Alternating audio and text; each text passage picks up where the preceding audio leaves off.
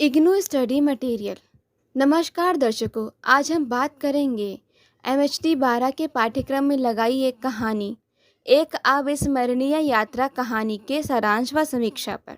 असमिया साहित्य का संक्षिप्त परिचय। आधुनिक असमिया साहित्य के विकास में असमिया की सर्वप्रथम पत्रिका अरुणोदय का विशेष स्थान है। असमिया की शुरुआती कहानियाँ इस पत्रिका में प्रकाशित होती थीं। असमिया के प्रारंभिक महत्वपूर्ण कहानीकारों को लक्ष्मीनाथ साधु कथार बेजबरुआ का नाम उल्लेखनीय है। इंदिरा गोस्वामी का रचनाकाल 1960 के आसपास शुरू होता है। उन्होंने अपने साहित्य में सामाजिक, राजनीतिक, आर्थिक एवं सांस्कृतिक अंतर्विरोधों को बड़ी शिद्दत से चित्रित किया है। एक अविस्मरणीय कहानी अत्यंत मार्मिक कहानी है, जिसमें सामाजिक पहलू तो है ही, मर्मस्पर्शी मानवीय पहलुओं को भी वाणी दी गई है। लेखिका डॉक्टर इंदिरा गोस्वामी का परिचय। डॉक्टर इंदिरा गोस्वामी असमिया साहित्य की अत्यंत प्रसिद्ध लेखिका हैं। मास्टरपीस ऑफ इंडियन लिटरेचर खंड 1 national book trust of India के अनुसार ये वर्तमान की असमिया महिला रचनाकारों में सर्वश्रेष्ठ हैं। इंदिरा गोस्वामी का जन्म 1942 में हुआ था। इंदिरा गोस्वामी का रचनाकाल 1960 के आसपास शुरू हुआ है। सन 1961 में उनकी कहानी सेई अंधार पुहारारू अंधेरा प्रकाश से अधिक उजाला प्रकाशित हुई। इंदिरा गोस्वामी ने सैकड़ों कहानियाँ लिखी हैं।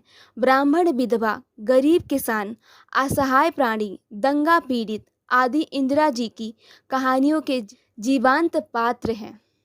इंदिरा गोस्वामी को ममोरे धारा तरुवाल उपन्यास हेतु 1982 में साहित्य अकादमी पुरस्कार से पुरस्कृत किया गया। उपन्यास लेखन से पूर्व इंदिरा गोस्वामी ने फील्ड वर्क किया था। ये उपन्यास सर्वाधिक चर्चित हुआ है। अनेक भाषाओं में इसका अनुवाद भी हुआ है। इसी उपन्यास पर आधारित एक फीचर फिल्म बनी। कई महत्वपूर्ण राष्ट्रीय अंतर्राष्ट्रीय पुरस्कार भी प्राप्त हुए। लेखिका का लेखन असम की भौगोलिक सीमा तक ही सीमित नहीं है।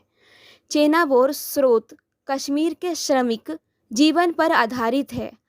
अहिरण मध्य प्रदेश पर आधारित है।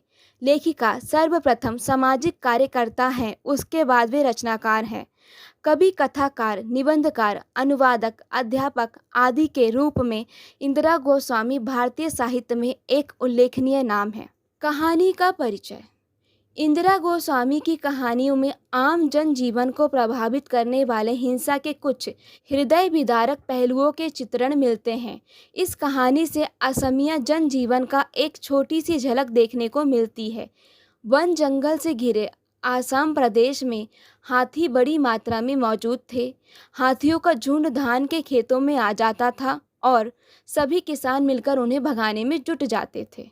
आतंकवाद पूरी दुनिया के लिए एक बड़ा अभिशाप है। ये मानव जीवन में भयानक विस्फोट के रूप में प्रकट होकर न केवल आर्थिक और सामाजिक विकट समस्याएं खड़ा करता है, बल्कि संपूर्ण देश की व्यवस्था को नष्ट भ्रष्ट कर देता है। परिणाम स्वरूप आम लोगों में विश्वास, अनास्था, संदेह आदि का भाव पैदा कर देता है। इस अध्याय में आतंकवाद की झलक महसूस होती है। कहानी का संक्षिप्त सारांश। लेखिका अपने सहकर्मी साथी प्रोफेसर मिराजकर के साथ दिल्ली से काजीरंगा आसाम के लिए यात्रा शुरू करती है, जो अविस्मरणीय यात्रा बन जाती है। आसाम के छात्रों द्वारा आयोजित सम्मेलन में शामिल होने के लिए दिल्ली विश्वविद्यालय के भारतीय भाषा विभाग में काम करने वाले प्रोफेसर मिराजकर और लेखिका इंदिरा गोस्वामी आए थे। शाम को वे काजीरंगा राष्ट्रीय उद्यान से लौट रहे थे। वे दोनों शाम होने से पहले गुवाहाटी पहुंचना चाहते थे। प्रोफेसर मिराजकर का कोई मित्र पंजाब के आतंकवादियों के हाथ मारा जा चुका था। परिणाम स्वरूप वे उस दहशत से मुक्त नहीं हो पाए थे। सफ़र के ही दौरान रास्ते में गाड़ी खराब हो जाती है। रोड के किनारे ही एक चाय की दुकान में लेखिका और प्रोफेसर मिराजकर थोड़ी देर के लिए आराम करते हैं, चाय पीते हैं। चाय की दुकान में एक वृद्ध व्यक्ति जो दुकान का मालिक है और उसकी वृद्ध पत्नी है। उसकी पत्नी चाय बनाती है। चाय बनाते बनाते ही अपने दुख भरे जीवन की सारी दास्तान लेखिका व प्रोफेसर मिराजकर को बताने लगती है। वृद्ध अपने पत्नी के द्वारा कही जा रही बातों का विरोध करते हुए उसे ना कहने को कहता है। बातचीत के माध्यम से लेखिका को पता चलता है कि इस परिवार में कभी बहुत सुख था, शांति थी, अभाव का कोई नामो निशान नहीं था। बाढ़ के कारण उनके खेत नदी में डूब गए। उनके 2 पुत्र थे, जिनमें से बड़े बेटे की मृत्यु हो चुकी थी। अब वृद्ध है, वृद्ध की पत्नी है, वृद्ध की एक बेटी भी है जिसका किसी भारतीय सैनिक से प्रेम हो गया था। परिणाम स्वरूप उस बेटी को पूरा परिवार नफरत करता है। छोटा बेटा किसी सशस्त्र संगठन में शामिल हो गया है। जब लेखिका और प्रोफेसर मिराजकर दुकान में बैठे चाय पी रहे थे, तभी वृद्ध का घायल बेटा झोपड़नुमा दुकान में आता है और अपनी बहन को देखकर अत्यंत क्रोधित हो जाता है। परिणाम स्वरूप उसके पेट पर लगातार प्रहार करता है। प्रहार इतना ज़्यादा था कि भ्रूण का रक्त बहने लगता है। चाय के लिए दिए गए पैसे देखकर उसे उठा लेता है और खरीदारों से कुछ और पैसे मांगता है ताकि वो पोचर लोगों से एक अमेरिकी कार्बाइन खरीद सके। दोनों ग्राहक विस्मय विमण होकर एक दूसरे की ओर देखने लगे। इस दृश्य के बाद कहानी का अंत हो जाता है। कहानी का निष्कर्ष। कहानी के परिणाम स्वरूप कहा जा सकता है कि आतंकवाद की काली छाया अपना हाथ बढ़ाते ही देश की शांति और अमन चैन एवं उसकी सुरक्षा की स्थिति को क्षति पहुंचाती है। इस कहानी में वृद्ध सज्जन छोटे बेटे के हिंसा की राह पर चलने के पीछे उस परिवार की अभावग्रस्तता अधिक जिम्मेदार है। परिवार दाने दाने को मोहताज है।